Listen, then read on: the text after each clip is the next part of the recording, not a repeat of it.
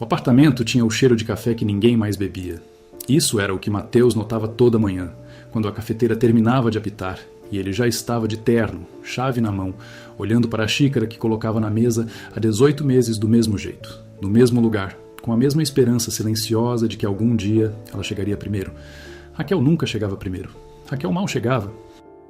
Eles tinham construído aquele apartamento juntos num fim de semana de setembro, 3 anos antes, quando o amor ainda era uma coisa que cabia em caixas de papelão e se misturava com a poeira de um andar novo. Ele tinha montado a estante torta. Ela tinha rido. Ele tinha tentado consertar. Ela tinha dito que preferia assim, que a imperfeição tinha mais personalidade. Naquela época, Mateus acreditava nisso. Acreditava em muitas coisas que Raquel dizia com aquela voz levemente rouca que ela usava quando estava feliz. Mas a voz foi mudando, ou talvez ele tenha deixado de ouvi-la com atenção. Não saberia dizer ao certo em que momento as conversas de jantar viraram silêncio, e o silêncio virou rotina, e a rotina virou uma forma de existir ao lado de alguém sem realmente tocá-lo. Eram 2 planetas em órbitas paralelas, próximos o suficiente para se ver, distantes o suficiente para nunca se alcançar. Mateus trabalhava numa construtora de médio porte no centro da cidade. Não era o tipo de trabalho que impressionava ninguém em jantares sociais, mas era honesto e ele levava a sério de um jeito que só quem cresceu sem muito entende. Filho de um marceneiro que morreu cedo e de uma mulher que criou 3 filhos com uma aposentadoria que não cobria os 3, ele sabia o peso exato de cada real que entrava na conta. Isso nunca foi um problema quando começaram. Raquel dizia que admirava isso. Que homem de verdade não é o que tem mais, é o que carrega mais. Com o tempo, a admiração foi sendo substituída por uma espécie de impaciência discreta. O tipo de impaciência que não grita, que não briga, que simplesmente deixa de perguntar como foi o dia, que começa a chegar mais tarde sem avisar, que responde mensagens com um ok, onde antes vinha um parágrafo. Ele notou? Claro que notou. Só não sabia o que fazer com o que notava. Havia um colega de Raquel chamado Felipe, que Mateus tinha conhecido numa festa de empresa 2 anos antes. Felipe era o tipo de homem que preenchia os espaços com facilidade. Alto, bem vestido, com aquele sorriso de quem nunca precisou se justificar por nada. Mateus não tinha sentido ciúme naquela noite. Tinha sentido algo mais difícil de nomear, algo parecido com a clareza de entender a própria posição numa sala. Raquel tinha conversado muito com Felipe naquela festa, mais do que com ele. E quando voltaram para casa, ela tinha falado animada sobre um projeto novo no trabalho, sobre uma reunião importante, sobre ideias que estavam surgindo, e Mateus tinha ouvido, tinha perguntado, tinha tentado acompanhar o entusiasmo. Mas havia algo na forma como ela descrevia os detalhes, na leveza que a voz dela ganhava, que deixava uma pontada no peito que ele preferia não examinar de perto. Os meses seguintes foram de pequenos desaparecimentos. Não físicos, emocionais. Raquel continuava ali, dormia no mesmo lado da cama, usava o mesmo shampoo de sempre, mas estava presente da mesma forma que um quadro na parede está presente. Visível, familiar e completamente separado de tudo que acontece no cômodo. Mateus não perguntava. Esse era o problema. Ele era o tipo de homem que engolia, que achava que amor se prova no silêncio, na constância, na presença sem exigências. Que se você ama alguém de verdade, não precisa cobrar, que a pessoa vai perceber. Que o tempo mostra. Que paciência é uma forma de lealdade. Mas paciência sem comunicação é só uma forma mais lenta de se perder. Foi numa quarta-feira, no começo de março, que tudo começou a desmoronar de vez. Mateus tinha saído do trabalho mais cedo, não era algo planejado. A reunião tinha sido cancelada em cima da hora, e ele tinha aproveitado para resolver uma pendência que carregava há semanas. A tia Glorinha, irmã mais velha de sua mãe, estava internada num hospital no bairro vizinho com uma fratura no quadril. 73 anos, morando sozinha, sem filhos, com 2 sobrinhos que raramente apareciam. Mateus aparecia, sempre tinha aparecido. Glorinha era uma dessas mulheres que a vida trata com rispidez e que devolvem o dobro de gentileza em troca. Tinha trabalhado como cozinheiro por 40 anos, criado uma sobrinha filha de outra irmã que morreu cedo, costurado roupas nos fins de semana para complementar a renda e nunca tinha pedido nada a ninguém que não tivesse dado primeiro. Era pequena, tinha os cabelos completamente brancos e os olhos de quem já viveu histórias que nenhuma novela contaria porque seriam simples demais para o horário nobre. Mateus gostava de ficar com ela. Não precisavam falar muito.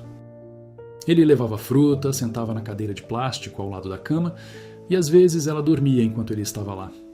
Isso não o incomodava. Estar era o suficiente. Naquela quarta, ela estava mais lúcida do que nas últimas visitas. Perguntou sobre Raquel. Mateus sorriu de um jeito que não enganou ninguém, muito menos uma mulher que tinha visto de tudo na vida. Vocês estão bem? Ela perguntou com aquela voz que não precisava de resposta para entender. Estamos, ele disse. Glorinha ficou olhando para ele por um momento e então desviou o olhar para a janela com uma delicadeza que só quem respeita a dor alheia possui. Não pressionou. Só ficou lá. Ele saiu do hospital às 6 da tarde, com o peito um pouco mais pesado do que quando entrou. Não porque a visita tinha sido ruim. Pelo contrário, era aquela leveza triste de se sentir verdadeiramente visto por alguém e perceber como essa sensação ficou rara na própria vida. Quando chegou em casa, as luzes estavam apagadas. Raquel tinha chegado antes.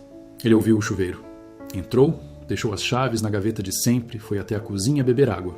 Viu, em cima da bancada, o celular dela piscando. Não teria olhado. Nunca olhava. Mas a notificação estava aberta na tela, visível sem precisar destrancar nada. Uma mensagem de Felipe. Ele não leu o texto. Não conseguiu processar as palavras. O que ficou foi o tom, o tipo de mensagem que não é profissional, que não é de colega, que não cabe na descrição de projeto de trabalho. Havia um emoji. Um simples emoji sorridente no final de uma frase que ele absorveu em pedaços, sem ordem. O chuveiro parou. Mateus colocou o copo na pia e foi para o quarto. Não disse nada quando ela saiu do banheiro. Raquel estava com uma toalha nos cabelos, distraída no próprio mundo, e passou por ele com aquele andar que ela tinha quando estava pensando em outra coisa. Deu boa noite com voz neutra. Ele respondeu. Ela deitou. Ele ficou acordado no escuro por horas, olhando para o teto com aquele silêncio pesado de quem está tentando montar um quebra-cabeça sem ter todas as peças. Nos dias seguintes, ele ficou observando, não da forma invasiva, não checando o telefone, nem seguindo passos. Observando da forma que só quem ama alguém há muito tempo sabe fazer, nos detalhes, no jeito que ela segurava o celular virado para baixo quando ele estava na sala, no perfume diferente que usou na quinta-feira sem ter compromisso especial, na forma como o nome de Felipe apareceu em uma conversa casual e ela desviou o assunto depressa demais. Cada detalhe caía no peito como um objeto pequeno jogado de grande altura. O impacto não era imediato, era lento. E Mateus continuou indo visitar Glorinha. Isso foi o que Raquel viu. 2 vezes por semana, ele saía da construtora, desviava o caminho de casa e sumia por 2 horas. Às vezes 3. Não explicava plenamente porque ela nunca perguntava plenamente. E ele não queria incomodar com os detalhes de uma tia enferma num hospital público de bairro, porque sabia que esse não era o tipo de assunto que Raquel acolhia com paciência naquele período. Ela estava em outro lugar, ocupada com coisas que ele não conseguia mais alcançar. Mas Raquel percebeu as ausências. E Raquel, que tinha os próprios medos, as próprias culpas, a própria confusão sobre o que estava sentindo por Felipe e o que isso significava sobre o que sentia por Mateus, interpretou os sumiços do jeito que pessoas culpadas costumam interpretar os gestos alheios, como espelhos da própria falta. Ela começou a desconfiar. Numa noite de quinta-feira, quando ele chegou tarde pela 3ª vez naquela semana, ela o esperou sentada na sala com uma expressão que não era de preocupação. Era de acusação já formada. Onde você estava? Visitei a tia Glorinha. Ele respondeu deixando a jaqueta no gancho. De novo? E havia algo no tom dela, um sarcasmo disfarçado de dúvida, que não precisava de mais palavras para dizer o que queria dizer. Ela está internada, Raquel. Você foi 3 vezes essa semana, Mateus. Ela não tem mais ninguém, ele disse, e a simplicidade da frase ficou suspensa no ar entre eles. Raquel ficou olhando para ele por um longo momento. E então disse, com aquela voz calma que é mais perigosa que o grito, eu não acredito em você. Ele não respondeu imediatamente. Ficou parado no meio da sala, com as chaves ainda na mão, e sentiu o peso exato daquelas palavras. Não como ofensa, como perda, como alguém que segura uma coisa frágil e percebe que ela já quebrou antes de cair. O que você quer que eu diga? Ele perguntou com uma voz quieta. Que você me diga a verdade. Eu disse. Então me mostre, me leve até lá. Ela não precisa de visita de estranhos, ela precisa de descanso. Estranhos? Raquel repetiu a palavra como se fosse um soco. Eu sou estranha para a sua família? Ele fechou os olhos por um segundo. Depois abriu e olhou para ela com uma expressão que não era raiva. Era cansaço. O tipo de cansaço que não vem do trabalho nem da falta de sono, que vem de anos tentando alcançar alguém que vai se afastando devagar e de um momento acreditar que era você que estava ficando para trás, quando na verdade era ela que estava indo embora. Você não é estranha, ele disse. Você simplesmente nunca perguntou. Raquel se levantou, pegou o casaco. Ele ficou olhando enquanto ela colocava os sapatos sem dizer mais nada. E havia naquele gesto uma determinação que não combinava com o impulso. Era algo que ela já tinha decidido antes, que a briga só tinha antecipado. Eu vou ficar na casa da Camila essa semana, ela disse. Preciso pensar. Raquel. Não. Ela balançou a cabeça sem olhar para ele. Não agora.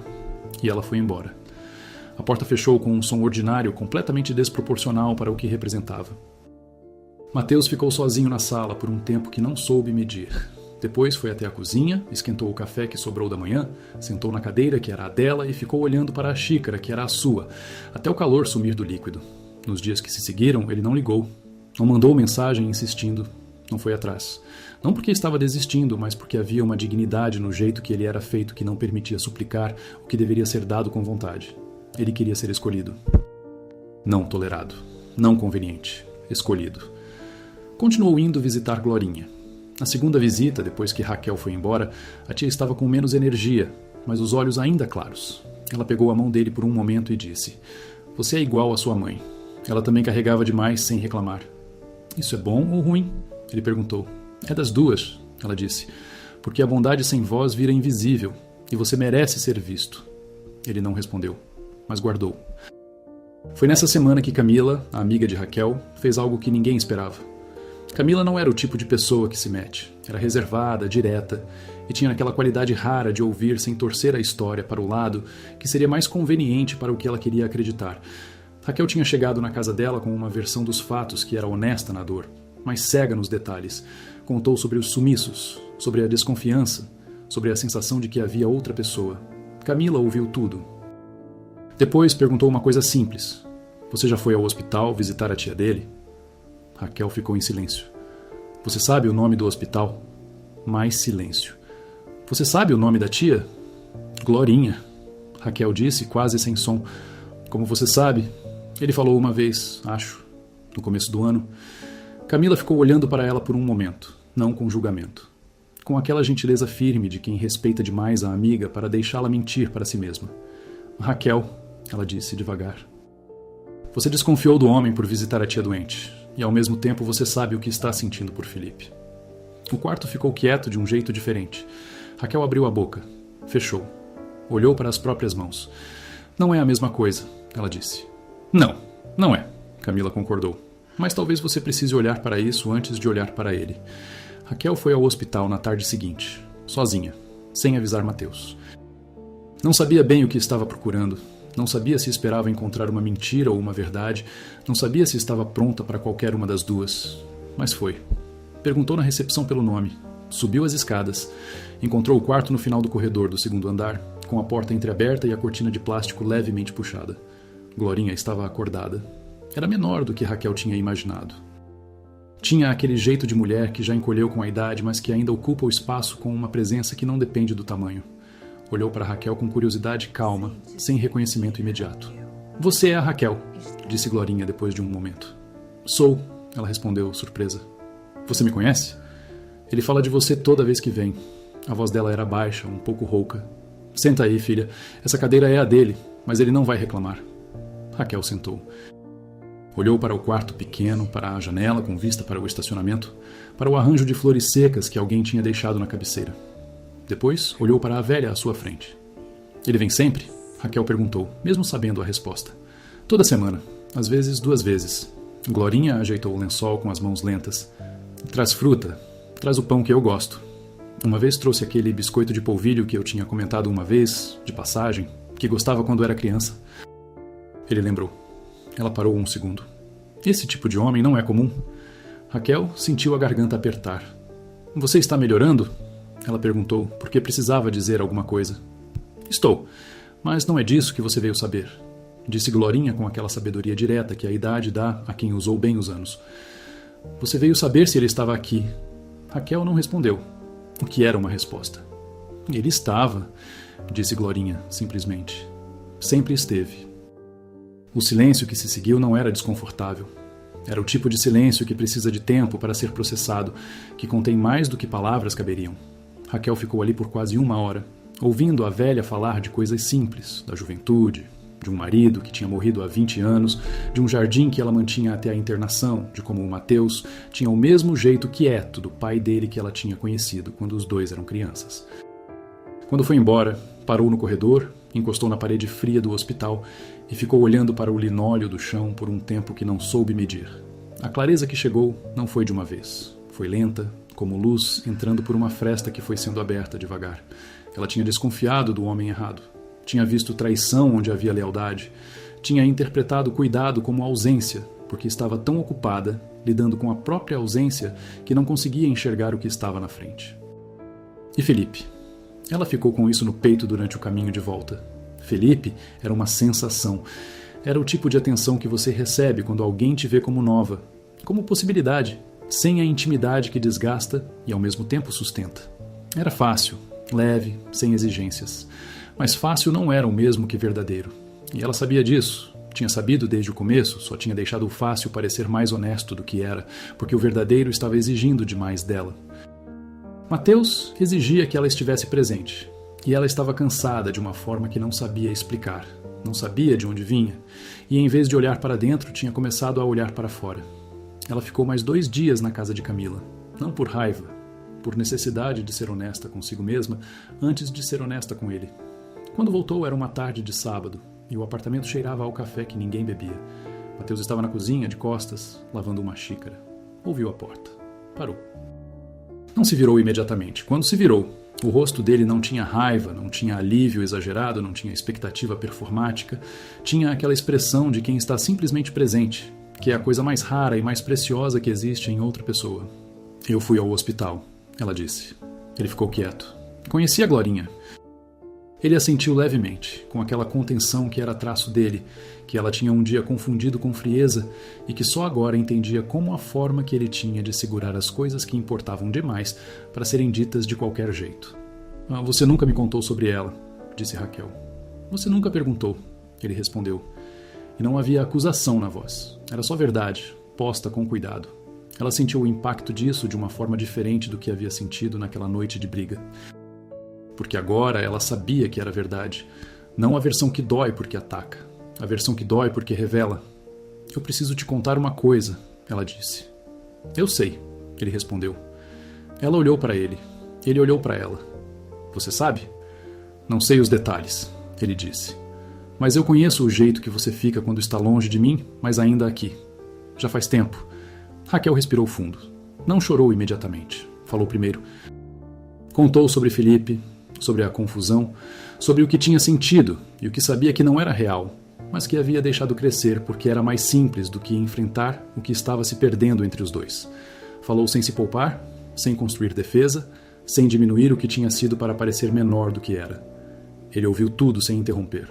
Quando ela terminou, o silêncio durou exatamente o tempo que precisava durar. Você está me pedindo perdão ou me dizendo tchau?